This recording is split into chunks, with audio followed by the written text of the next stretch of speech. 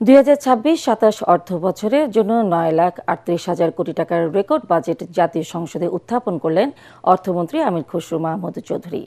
দেশের 55তম বাজেট প্রস্তাবনায় রাজস্ব আয়ের লক্ষ্যমাত্রা নির্ধারণ করা হয়েছে 6,95,000 কোটি টাকা, ঘাটতি 2,43,000 কোটি টাকা, যা পূরণে সরকারকে নির্ভর করতে হবে দেশি বিদেশি ঋণের উপর। বাজেট বক্তৃতায় অর্থমন্ত্রী জানান, জনপ্রত্যাশা পূরণে সীমিত সম্পদ দিয়ে সংকট উত্তরণে বিশাল এই বাজেট। এবারের বাজেটে বিশেষ গুরুত্ব দেওয়া হয়েছে সরকারের নির্বাচনী ইশতেহারের উপর, যেখানে কৃষক কার্ড, ফ্যামিলি কার্ড সহ সামাজিক নিরাপত্তা খাতে বরাদ্দ রাখা হয়েছে প্রায় 1.5 লাখ কোটি টাকা। বাজেট বরাদ্দে 6 লাখ কোটি টাকার অধিক ব্যয় হবে সরকারের পরিচালনা ব্যয় খাতে। এটি তারেক রহমানের সরকারের প্রথম বাজেট। দেখুন তরিক ইসলামের রিপোর্ট। গণতান্ত্রিক, মানবিক ও অন্তর্ভুক্তিমূলক অর্থনীতির প্রত্যাশা নিয়ে জাতীয় সংসদে উত্থাপিত হল তারেক রহমানের সরকারের প্রথম ও দেশের ইতিহাসের 55তম বাজেট। সংসদে 9,38,000 কোটি টাকার প্রস্তাবিত বাজেট উত্থাপন করেন অর্থ ও পরিকল্পনা মন্ত্রী আমির খসরু মাহমুদ চৌধুরী। তিনি বলেন, পতিত ফ্যাসিবাদী সরকার অর্থনীতির যে বিপর্যয় ঘটিয়েছে তা থেকে রাজনৈতিক সমস্যা ছাড়া উত্তরণ সম্ভব নয়। মানুষের জন্য নিরাপদ, সমৃদ্ধ, মর্যাদাশীল জীবন নিশ্চিতকরণে সরকারের অভিপ্রায়ের একটি প্রতিফলন। এবারের বাজেটে সবচেয়ে বেশি 6,05,000 কোটি টাকা ব্যয় হবে পরিচালন খাতে, যেখানে সরকারি বেতন, ঋণ ও ঋণের সুদ, ভর্তুকি ও অন্যান্য খরচ বাবদ ব্যয় হবে 5.5 লাখ কোটি টাকার বেশি। অন্যদিকে উন্নয়ন ব্যয় বাবদ খরচ হবে 3 লাখ কোটি টাকার বেশি। বাজেটে অনুদান সহ রাজস্ব আয়ের লক্ষ্যমাত্রা ধরা হয়েছে প্রায় 7 লাখ কোটি টাকা, যার মধ্যে জাতীয় রাজস্ব বোর্ড এনবিআরকে আদায় করতে হবে 6 লাখ কোটি টাকার বেশি। এনবিআর বহির্ভূত খাত থেকে আয় ধরা হয়েছে 25,000 কোটি টাকা। রাজস্ব আয় বাড়াতে প্রথমবারের মতো চালু হচ্ছে প্যাকেজ ভ্যাট। বাজেটে ঘাটতি প্রায় 2.5 লাখ কোটি টাকা, যেখানে সরকারের বৈদেশিক ঋণ নির্ভরতা প্রায় 1,16,000 কোটি টাকা। অন্যদিকে অভ্যন্তরীণ উৎস থেকে ঋণ নেওয়া হবে 1,27,000 কোটি টাকা। ফলে চাপে পড়তে পারে দেশের অর্থনীতি ও বিনিয়োগ। বাজেটে বরাদ্দের ক্ষেত্রে গুরুত্ব পাচ্ছে নির্বাচনী ইশতেহার। খাতভিত্তিক বরাদ্দের মধ্যে বিশেষ গুরুত্ব পাচ্ছে সামাজিক নিরাপত্তা খাত। চলতি অর্থ বছরের চেয়ে 28,000 কোটি টাকা বাড়িয়ে এ খাতে বরাদ্দ প্রায় 1.5 লাখ কোটি টাকা। বাজেটে ফ্যামিলি কার্ড, কৃষি কার্ড সহ নতুন করে যুক্ত হচ্ছে 8 ধরনের কর্মসূচি। বরাদ্দ বেড়েছে শিক্ষা ও স্বাস্থ্য খাতে। জিডিপির 2% 1,36,000 কোটি টাকা শিক্ষা খাতে ও 69,000 কোটি টাকার বেশি বরাদ্দ রাখা হয়েছে স্বাস্থ্য খাতে।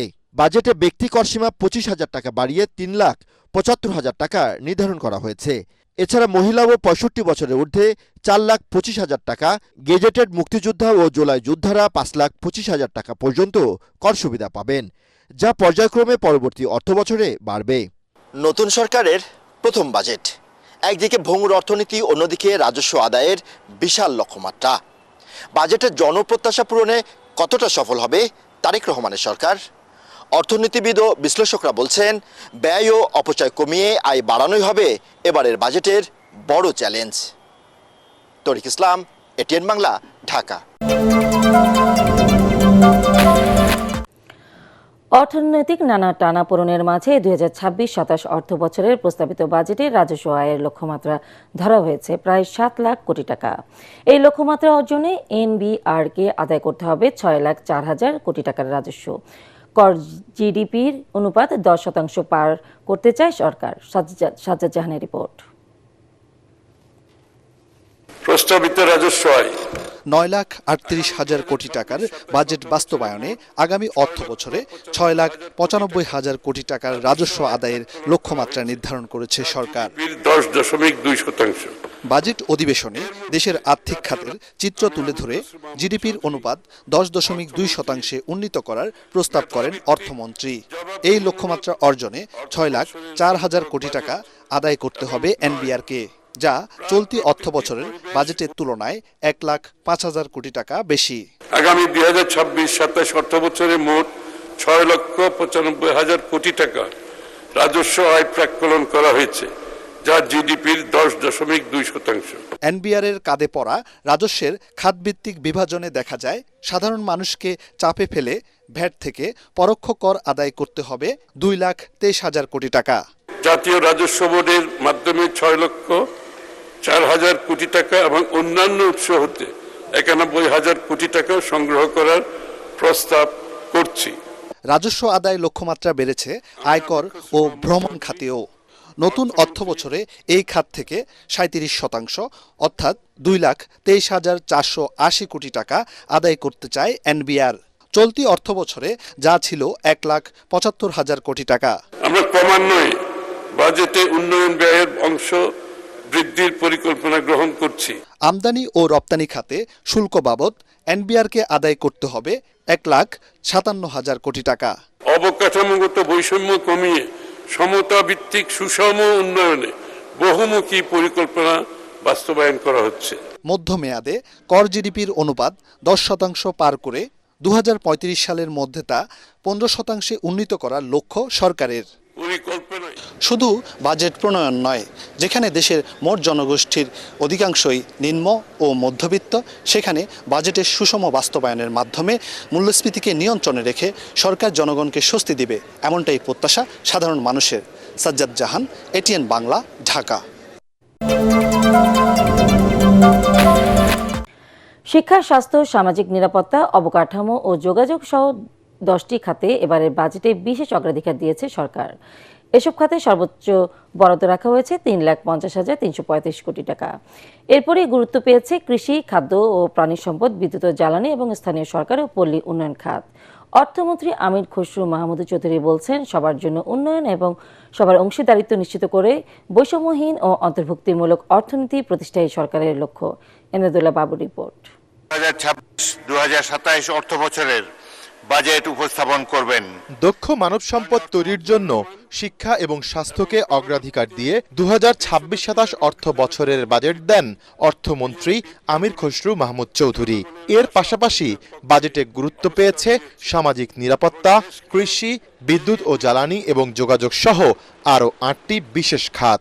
সংগঠিত হয়েছে 2024-এর ঐতিহাসিক প্রায় 9,36,000 কোটি টাকার মধ্যে এবারের বাজেটে শিক্ষা, মানব সম্পদ উন্নয়ন ও স্বাস্থ্য খাতে 2,06,015 কোটি টাকা, সামাজিক সুরক্ষা সম্প্রসারণ এবং কৃষি, খাদ্য ও প্রাণী সম্পদ খাতে 1,48,673 কোটি, উন্নয়ন ও উৎপাদনের ধারা অব্যাহত রাখতে বিদ্যুৎ ও জ্বালানি খাতে বরাদ্দ রাখা হয়েছে 17,345 কোটি টাকা।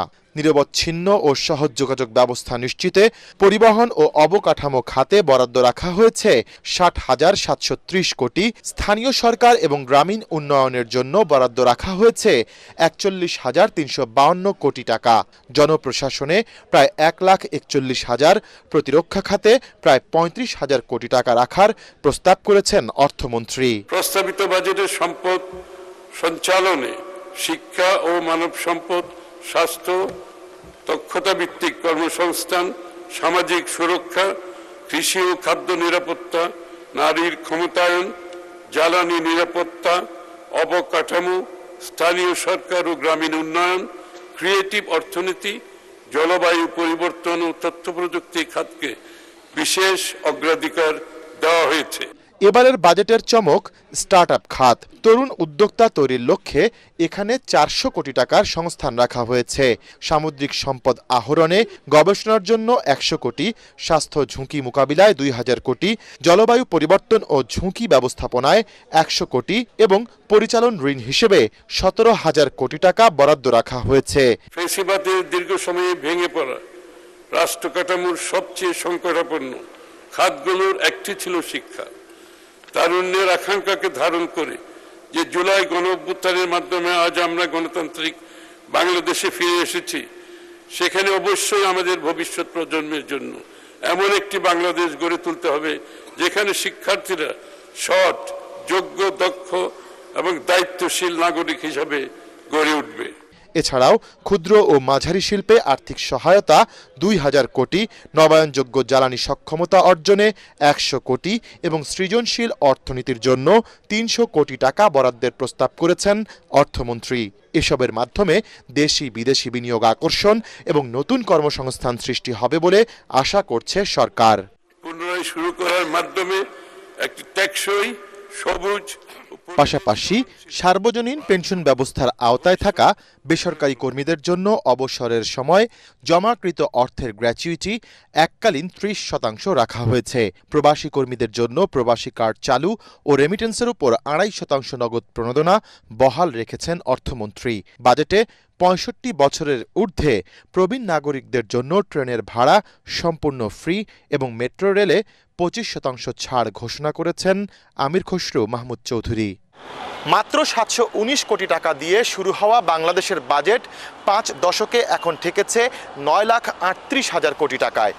বিশাল আকারের এই বাজেটে একদিকে যেমন রয়েছে ঘাটতি মেটানোর বড় চ্যালেঞ্জ, ঠিক তেমনি বিপ্লবোত্তর বাংলাদেশে মানুষের প্রত্যাশাও আকাশচুম্বী। তবে সব চ্যালেঞ্জকে পাশ কাটিয়ে এই বাজেট শেষ পর্যন্ত মূল্যস্ফীতি নিয়ন্ত্রণ, নতুন কর্মসংস্থান সৃষ্টি আর সুবিধা বঞ্চিত মানুষের মুখে কতটা হাসি ফোটাবে সেটি এখন দেখার অপেক্ষা। ইমদাদুল্লাহ বাবু, ATN বাংলা, ঢাকা।